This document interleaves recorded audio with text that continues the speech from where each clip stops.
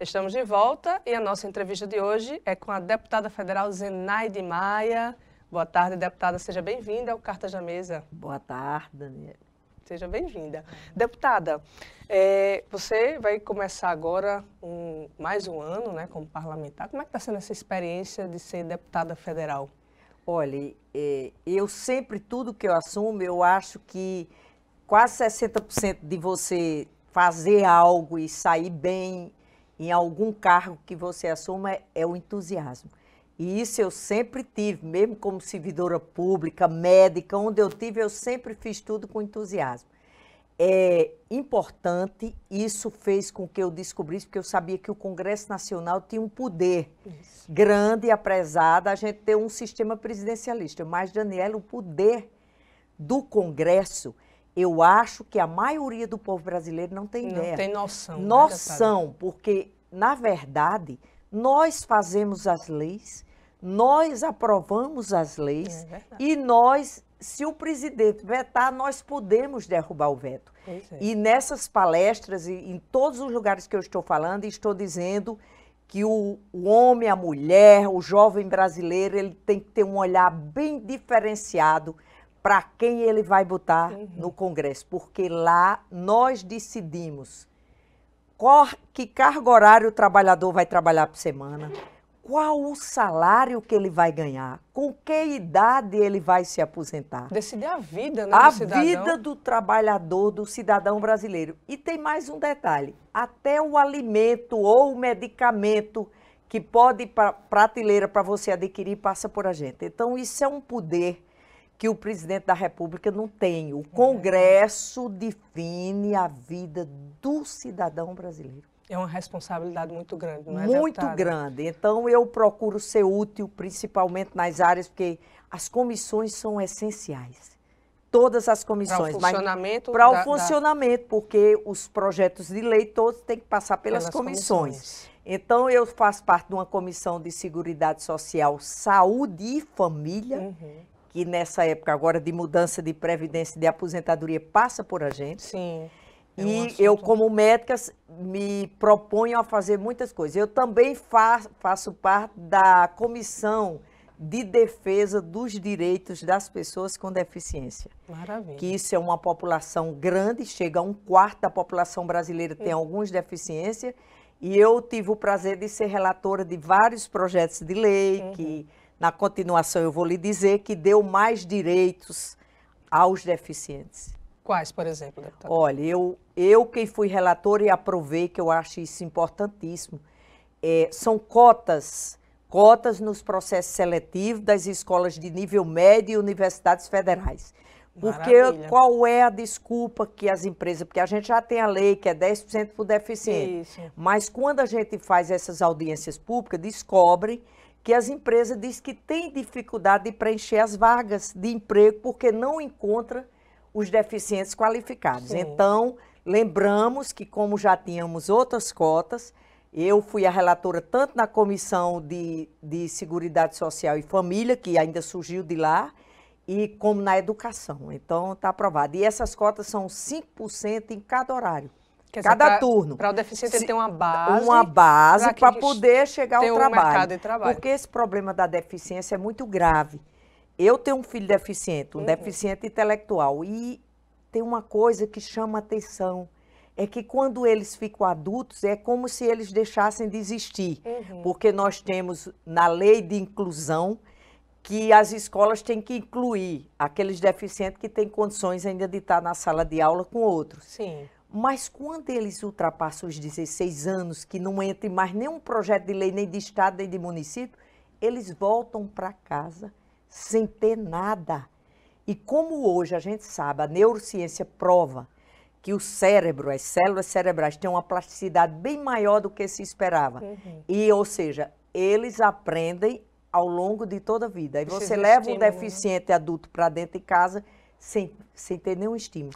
E eu não digo isso para quem não tem condições. Mesmo quem tem recursos, não existem quase nada, assim, de você levar seu filho num local só. Você tem que sair catando, de ter um psicólogo, uma ecoterapia, mas tudo individualizado. Então, bom, essa deputada, esse bandeira trabalho. eu prezo. Outra coisa que a gente fez, como eles só tinham isenção de impostos para o carro, eu também fui relatora e estendemos a todos a tecnologia. Sim. Celular, smartphone, computador. A gente está Televisão. querendo dar uma cidadania, uma dignidade a quase um quarto da população brasileira que Pois é Muita praticamente gente, né? esquecido. Uma coisa que chama atenção é que a gente sabe, eu sempre emito a opinião minha sobre isso, a gente sabe que a deficiência tem muito a ver com a sociedade, porque se eu sou um cadeirante, mas onde eu for tiver acessibilidade, eu deixo de ter aquela Com deficiência. certeza. Ele vai se sentir, Eu vou acho falar mais aqui à que vocês vontade, são né? da grande mídia, a gente tem uma luta grande porque os deficientes, eles pedem muito que tenha janela de libras, que a gente considera isso uma humilhação. Você vê na maioria dos programas eleitorais, esse pessoal deficiente auditivo, eles ficam Pedindo, não é? pedindo, porque eles têm o direito de ouvir Pois o que é. está passando. É incluir, né, o Incluir, deficiente. inclusive, diz que sai muito caro nos seus custos e recursos, mas a UNB nos apresentou lá, que eu chamei lá, a UNB tem um trabalho muito grande com vários tipos de deficiência. E eles mostraram que tem um projeto que nem sai tão caro. Ou Olha aí. seja, se a televisão brasileira, se todos mostrassem, não tivesse a janela de libras, você deixaria de ser deficiente para um bocado de Exatamente. coisa. Então, a sociedade, o Estado como um todo, ele tem como diminuir a deficiência. Porque é aquilo que eu digo, se onde eu for está preparado para mim, eu deixo de ter uma aquela inclusão, deficiência. É uma né? inclusão Você grande. está incluindo um quarto da Incluindo grande. população na cidadania, né? No viver o dia a dia, né, deputada? Deputada, em relação a essa questão da Previdência, como é que a senhora analisa essas mudanças aí que estão sendo tomadas pelo novo governo, do qual a senhora não apoia, não é isso? Não, não. Ou não apoiou, pelo menos durante o Não, impeachment, não, né? eu não apoio. Eu apoio se ele tiver alguma coisa que não prejudique o cidadão, o menos favorecido, porque todos os projetos é para tirar direitos dos servidores públicos. A gente sabendo que a maioria ganha um salário mínimo, os servidores públicos, excluindo alguns servidores públicos de alguns poderes, e os menos favorecidos, por exemplo. A gente se reuniu, eu acho que eles não vão conseguir aprovar, porque a primeira coisa que eles pensaram foi dificultar o acesso para aquele benefício do deficiente, aquele benefício de programa continuado. Primeira coisa que eles fizeram, que era desvincular do salário mínimo, porque aí não tem aquele aumento. O salário mínimo já se tirou, só é para cobrir a inflação, que é um absurdo. Por isso que aquela 241, eu fui contra e acho que tenho razão. Aliás, eu fui contra o impeachment, né? Que eu, apesar de ser médica, minha categoria toda, porque não era o fato de tirar uma presidente A, B ou C. Que ia resolver, era porque né? que ia resolver. Como eu disse na votação, eu não votei porque eu não acredito, e acho que vou ter razão, não queria muito não ter tido razão. Já está tendo, que nem né? Eduardo Cunha, nem Temer era solução para esse país. E a gente sabe que a gente tem uma crise econômica, Daniela, mas a gente sabe que a crise foi muito mais política. Com certeza. Eu presenciei naquela casa se dando aumentos enormes para determinadas categorias, a presidenta da República vetava. A prova que ela tinha razão é que quando o presidente Temer assumiu, a gente passou até 3h30 da manhã para manter os 121 vetos da presidenta Dilma, da presidenta que saiu. E a 241, a população brasileira não teve noção. Do que foi. Você tem ideia do que é você congelar por 20 anos investimento em saúde, segurança pública, educação. Exato. E a gente sabe que existem outras maneiras, mas são verdadeiros tabus. O Brasil é um dos poucos países que quase não taxa lucros e dividendos, quando o mundo todo não taxa muito, não bota juro para o produto final, que é aquele que chega à mesa do trabalhador. Mas aqui, por exemplo, foi criada uma lei, né, eu acho que foi no governo Fernando Henrique, que eles conseguiram, eu não gosto de criticar, talvez o momento fosse importante criar aquilo ali.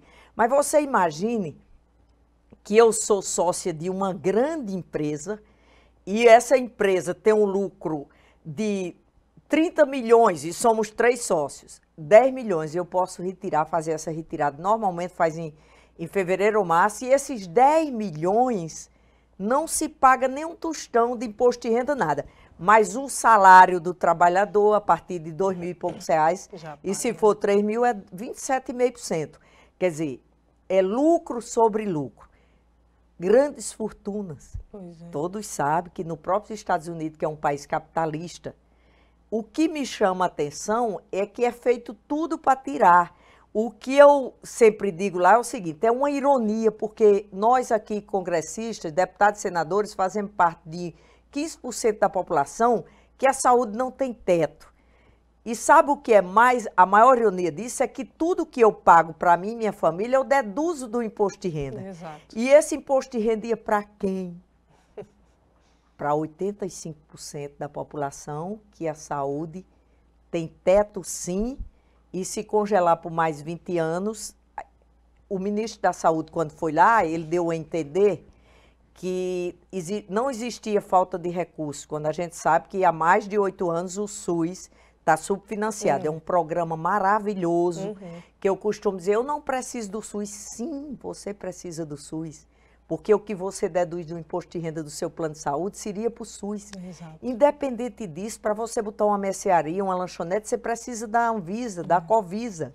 Você não consegue a doação de órgãos se não for o SUS que lhe pague. Você tem um SAMU. Então, eu puxo mais para o lado da saúde, mas a educação, eu costumo dizer, eu fui contra a redução da maioridade, que era uma exceção. Por quê? Porque não está. Se o pai e a mãe não têm condições de adotar o seu filho, se o Estado não adotar, quem vai adotar é o traficante. É o crime. E o crime, a gente sabe que reduzir a maioridade não resolveria, porque hoje ele já coloca 8 anos. E para onde vai esse pessoal? Para onde vai esse pessoal? Então é o seguinte, se investisse mais em escolas, eu estava olhando, nos últimos de 2000, agora até 2015, 2014, a gente triplicou a construção de cadeias, de unidades carcerárias. Nos últimos 12 anos foi quando foram criadas as penitenciárias federais, que não existia nenhuma. E a gente tem que investir mais em escola de tempo integral, se a criança fica de manhã até de noite, porque a mulher foi para o mercado de trabalho, não tinha aí o marido só, dificilmente, quando ela não é a mãe solteira, que é a grande maioria, e o filho tem que ser educado também na escola, né? E se entra de manhã e só sai à noite com alimentação, isso faz o diferencial. Certeza. E a gente está vendo, inclusive, o resultado dessa questão de investimento em presídios e não na educação, agora nessa situação que a gente está vendo. Nós somos hoje a 4ª maior população carcerária do mundo. Pois é. E nunca tivemos tanta violência. Então, está provando que não é atacando, combatendo só a ponta onde vai botar preso e tal. Claro que tem que ter isso. Uma das coisas que chama atenção é que um crime hediondo é junto com alguém que por uma...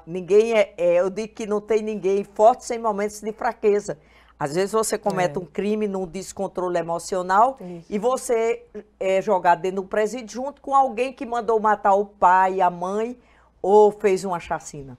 Isso também não funciona. Totalmente desmantelado, né? Desvirtuado, né? Agora, isso já se sabia há algum tempo, como se sabe que a saúde está subfinanciada, a saúde pública está subfinanciada e não tem quem diga o contrário.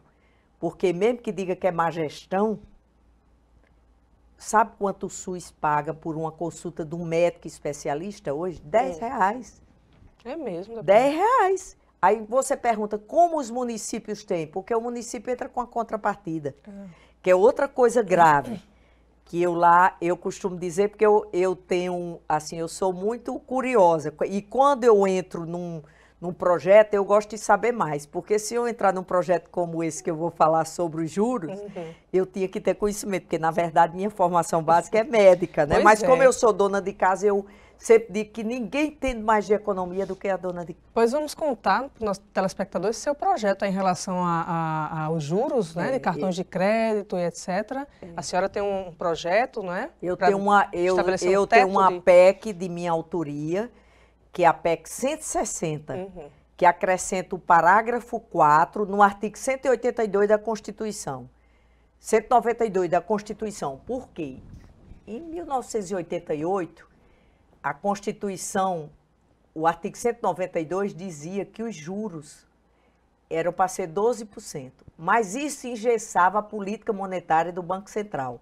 Então, é por isso que a PEC 160, ela acrescenta o parágrafo 4 dizendo o seguinte, que os juros praticados pelas instituições financeiras em qualquer operações dele não pode ultrapassar 3 vezes a taxa Selic. Ou seja, a gente não mexe com a política monetária do Banco Central, que isso seria inconstitucional. Apenas a gente diz, hoje seria 39%. E os cartões de crédito chegam a cobrar 518. Pois é, uma coisa Mas deixa absurda. eu lhe dizer um dado que é uma ironia. Os cartões de crédito brasileiros, com exceção do Elo, que é da Caixa Econômica recém-criado, todos eles são internacionais. E nos países de origem, eles praticam no máximo 1% ao ano. Mas eles 1%? Vêm aqui e faz uma extorsão das famílias brasileiras. 60% das dívidas das famílias brasileiras são com cartões de créditos e cheque especial. Esse dado é de onde, deputada? Esse dado é do Banco Central. Do Banco Central. E como a tutela não é estatal, cada instituição cobra o que quer. Por exemplo, tem instituição financeira que, quando eles emprestam a pessoa física, sem dedução do salário, sem ser crédito consignado, débito consignado, ele chega a cobrar 812% ao ano.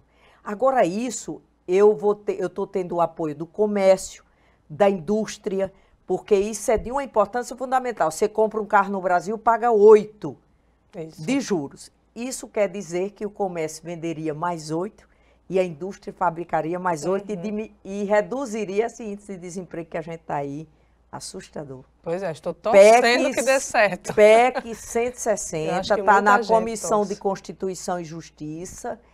Foi pedido vista as 2 vezes que já podia, mas eu estou pedindo, apoie a PEC 160.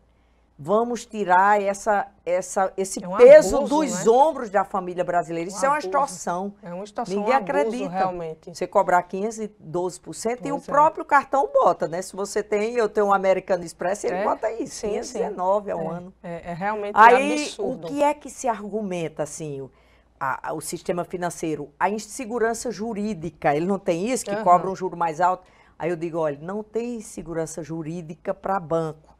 Porque eu, particularmente, considero banco um agiota oficial. Porque, na verdade, o banco não educa, não constrói, nem edifica nada. É um mal necessário, mas o papel está invertido. Tudo que se adquire nesse país, tudo que esse governo, tudo que se paga de imposto, isso é informação da Receita Federal, 60%. De 40% a 50% até 60% é para pagar uma dívida uma dívida interna, reféns disso, mas não se admite nem que faz mais de 10 anos que a própria Constituição dizia que tinha que ter auditoria dessa dívida para a gente saber quanto deve. Nem isso se consegue. Aí por isso que muitas vezes eu me preocupo, mas eu voto com minha convicção. Eu digo ao meu partido, eu tenho o maior respeito pelo meu partido, mas entre o povo e o partido, eu voto com o povo. Eu voto com o servidor, eu voto contra reduzir salário mínimo. Eu não quero que tire direitos de deficientes, porque eles já são subtraídos de muita coisa. A família, a mãe pobre que recebe esse benefício porque tem um filho cadeirante, pouca gente sabe que ele é sondado de 3 em 3 horas. Nossa, quer dizer, essa mãe abre mão da profissão dela, abre mão de ser alguém na vida para cuidar do filho. Aí querem desvincular do salário mínimo. Outra coisa que me chamou muita atenção nessa reforma é que aquele auxílio maternidade só pode se a mulher tiver contribuído pelo menos 1 ano. Aí eu digo 1 ano, ela já teve o bebê, 3 meses depois, então isso vai ser contra. Outra coisa, essa idade média do povo brasileiro varia muito. A região norte tem estados da região norte que não chega a 60 anos. E o Nordeste também. Já vem lá, eles querem unificar para todos e não pode, porque o trabalhador rural, aquele cara que trabalha no campo, ele não vai esperar 65 anos, porque a vida média dele não é 65 anos. Isso vai ter que ter muito debate. Agora, me preocupa muito, porque até agora o governo, tudo que ele botou, ele aprovou. Você está entendendo? Temer, e eu, né? aí pergunta, como você consegue assim? Primeiro, eu sou tranquila assim, se eu quisesse estar ganhando dinheiro, eu estaria ganhando como médica, que eu, como médica, posso ganhar muito mais do que um deputado federal, sem estar a mídia olhando para tudo que eu falo, que eu visto, que tudo, que passei a ser uma pessoa pública, não eu como médica servidora pública, sou uma pessoa pública também, mas é diferente. E eu esqueço o pessoal, o individual, o espírito tem que ser coletivo.